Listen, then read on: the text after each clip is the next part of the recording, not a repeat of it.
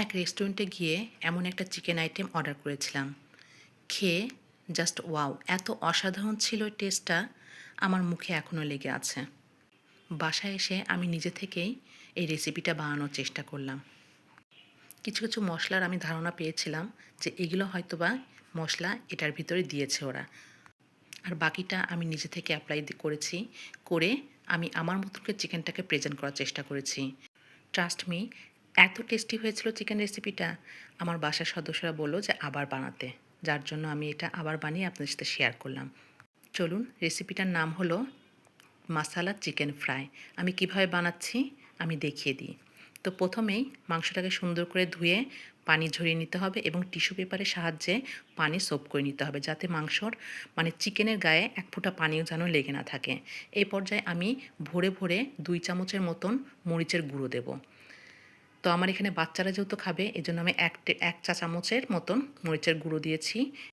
সাথে দিয়েছি হাফ চামচের মতন গোলমরিচের গুঁড়ো, সামান্য পরিমাণ হলুদ, হাফ চামচ ধনিয়া গুঁড়ো, আর দিয়েছি 1 চামচ আজওয়ান অথবা মিষ্টি সস যেটাকে বলি, ওটা আমি তাওয়ায় হালকা তেলে গুঁড়া করে সেইটা 1 চামচ দিয়েছি।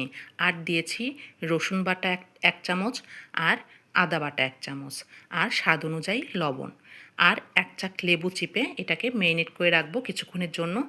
দেন এই পর্যায়ে আমি 2 টেবিল চামচ ভরে ভরে কর্নফ্লাওয়ার অ্যাড করছি মাংসটাকে কোট করার জন্য, যাতে মাংসের মশলাগুলো তেলের সাথে মিশে না যায়। মাংসের মশলা যেন চিকেনের সাথে লেগে থাকে। এই জন্য আমি জাস্ট কোট করার জন্য, বেশি না, অল্প অল্প করেই আমি 2 টেবিল চামচ কর্নফ্লাওয়ার দিয়ে জাস্ট কোট করে রাখলাম। এই রেসিপিটা কিন্তু যথেষ্ট স্পাইসি হয়। আমি বাচ্চাদের কথা মাথায় রেখে মরিচের গুঁড়াটা এবং ঝালের মাত্রা একটু কমিয়ে দিয়েছি। এই পর্যায়ে আমি এখন ডুবো তেলে, প্রায় ডুবো তেলই বলবো আমি, যাতে সমস্ত মাংসটা ডুবে যায়, এমন অবস্থায় আমি আস্তে আস্তে মাংস সবগুলো চিকেন পিসগুলো ভেজে নেব। প্রথম পর্যায়ে চুলার আগুনটা অবশ্যই হাই হিটে রাখতে হবে, এটা মাথায় রাখতে হবে। চিকেন পিসগুলো দেওয়ার পরে হিটটা একটু লো করে দিতে হবে। এতে করে হবে কি, মশলাগুলো লেগে ধরবে না নিচে। ঠিক এভাবেই আস্তে আস্তে অল্প অল্প করে একদম ব্রাউন এবং মচমচে করে ভাজতে হবে। ভালো করে এপিট ওপিট করে উল্টিয়ে নিয়ে সুন্দর করে, যাতে মাংসটা এতেই কিন্তু সিদ্ধ হয়ে যাবে। আর ব্রয়লার মুরগি যারা খান তাদের তো আরও তাড়াতাড়ি সিদ্ধ হয়ে যাবে। আমার এটা সোনালি মুরগি, একটু সময় লাগলেও তারপরও কিন্তু বেশ হয়েছিল খেতে। এখন আমি 2টা পেঁয়াজ, কিছুটা রসুনের কোয়া আর 3-4টা কাঁচামরিচ থেতো, বাটা না, থেতো করে নেব।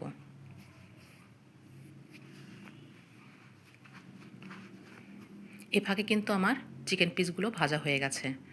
আমি আর না রাখি তেলে, চটপট তুলে ফেলবো, কারণ অতিরিক্ত কোনো কিছুই ভালো না।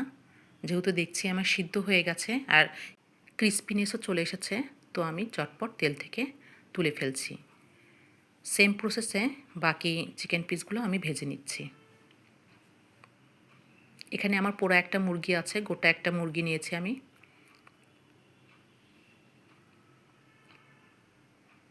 এত সুন্দর একটা অ্যারোমা আসছে এই চিকেন পিসগুলোতে। আমার বাচ্চা দুটো আবার এই কোয়ালিটির খাবারগুলোই বেশি পছন্দ করে, ভাজা মাংস, চিকেন ফ্রাই এইগুলো। যদিও বা শরীরের জন্য খুবই খারাপ, তারপরও চেষ্টা করি আমি বাসাতে ওদেরকে এগুলো বানিয়ে দেওয়ার। এই পর্যায়ে আমি যে মশলাটা থেতো করে রেখেছিলাম সেগুলো, ফ্রাই প্যান থেকে কিন্তু তেল আমি কমিয়ে নিয়েছি, অত তেলের ভিতর দিয়ে নিই। তেলটা কমিয়ে তারপর আমি মশলাগুলো একটু শ্যালো ফ্রাই করে নেব। এর মধ্যে সামান্য পরিমাণ লবণ দিলাম 1 চিমটি। যখন পেঁয়াজ এবং রসুন দুটোই একটু ব্রাউন কালার হয়ে আসবে, তো তখনই আমি এই ভাজা চিকেন পিসগুলো আবার পুনরায় ওই পেঁয়াজ এবং রসুনের ওই মিশ্রণের মধ্যে দিয়ে আমি সুন্দর করে আবার ফ্রাই করে নেব। পুনরায় যখন এই চিকেন পিসগুলো ফ্রাই করবেন, এত সুন্দর একটা অ্যারোমা আসে, এতেই একদম মনে হয় যেন আমি কখন খাবো কখন খাবো। আমার বাচ্চা দুটো তো আশপাশ দিয়ে ঘুরঘুর করছিল। অবশ্যই আপনারা একবার হলেও বাসায় চেষ্টা করবেন এভাবে বানানোর, এই আইটেমটা, এই রেসিপিটা বানানোর, আপনারা তাহলে বুঝবেন। আমি তো বলবো চিকেনের এই একটা বেস্ট রেসিপি। এত এটা আপনারা লাঞ্চের মেনুতে রাখতে পারেন, বিকেলে স্ন্যাক্স হিসেবে বাচ্চাদেরকে প্রেজেন্ট করতে পারেন। আর বাচ্চাদের যে স্কুলের টিফিনে দিয়ে দিতে পারেন, পোলাওয়ের সাথে খেতে পারবেন, পরোটার সাথে খেতে পারবেন। সব কিছু আইটেমতেই এই রেসিপিটা যাবে, এই চিকেন আইটেমটা যাবে। আর খেতে তো জাস্ট ওয়াও। অবশ্যই একবার হলেও আপনারা বানানোর চেষ্টা করবেন এবং একবার করে খেয়ে দেখেন, তারপরে আমাকে মতামতটা জানাবেন। আর নতুন হলে অবশ্যই সাবস্ক্রাইব করবেন, পাশে থাকবেন। আর পারলে প্রিয়জনের কাছে শেয়ার করে দিন, তারা এত সুন্দর একটা রেসিপি পাওয়ার জন্য আপনাকে প্রতিদিন ধন্যবাদ জানাবে।